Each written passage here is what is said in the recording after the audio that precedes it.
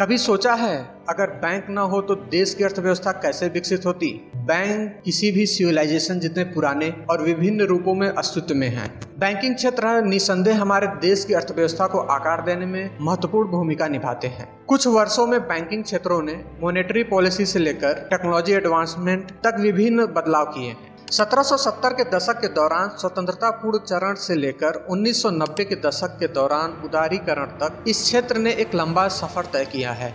भारतीय state bank दुनिया का 43वां सबसे बड़ा बैंकिंग क्षेत्र है और 2020 की दुनिया के सबसे बड़े कॉरपोरेशन की फॉर्च्यून ग्लोबल 500 की सूची में 221वें स्थान पर है। इस सूची में जगह बनाने वाला एकमात्र भारतीय बैंक है। भारतीय स्टेट बैंक एक Indian multinational public sector banking, और अगर हम SBI की स्टार्टअप कहानी की बात करें तो यह 19वीं सदी तक जाती है। बैंक का विकास तब शुरू हुआ जब बैंक ऑफ कलकत्ता, जिसे बाद में बैंक ऑफ बंगाल के नाम से जाना गया, की स्थापना 1806 में हुई थी। बैंक ऑफ बंगाल और बैंक ऑफ बॉम्बे दोनों की स्थापना 1840 में हुई थी। रॉयल चार्टर के कारण तीनों प्रेसिडेंटी बैंकों का संयुक्त स्टॉक कंपनियों के रूप में गठन हुआ। 1861 से पहले जब पेपर करेंसी एक्ट ने भारत सरकार को विशेषाधिकार का नियंत्रण दिया था, इन तीनों बैंकों के पास पैसा छापने का एकमात्र अधिकार था। 27 जनवरी 1921 को प्रेसिडेंसी बैंक का विलय हो गया और नवगठित बैंक संगठन ने इंपीरियल बैंक ऑफ इंडिया नाम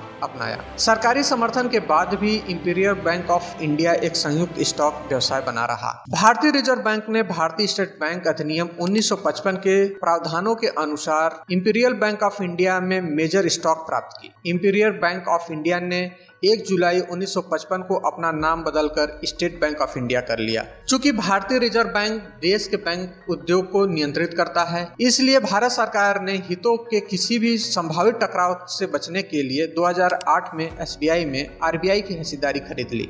भारतीय स्टेट बैंक की संपत्ति के मामले में बाजार हिस्सेदारी 33% और संपूर्ण ऋण और जमा बाजार में 25% की हिस्सेदारी है। यह एक सार्वजनिक क्षेत्र का बैंक है और भारत का सबसे बड़ा बैंक है, जिसमें लगभग 2,50,000 कर्मचारी हैं। यह भारत का 5वां सबसे बड़ा एम्प्लॉयर भी है।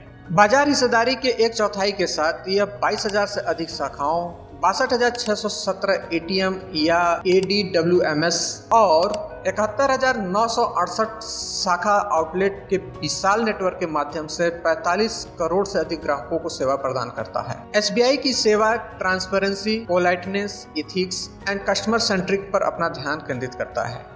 ये थी कहानी SBI की। यदि आप इसी तरह की बिजनेस स्टडी देखना चाहते हैं तो हमारे चैनल को जरूर सब्सक्राइब करें। जय हिंद।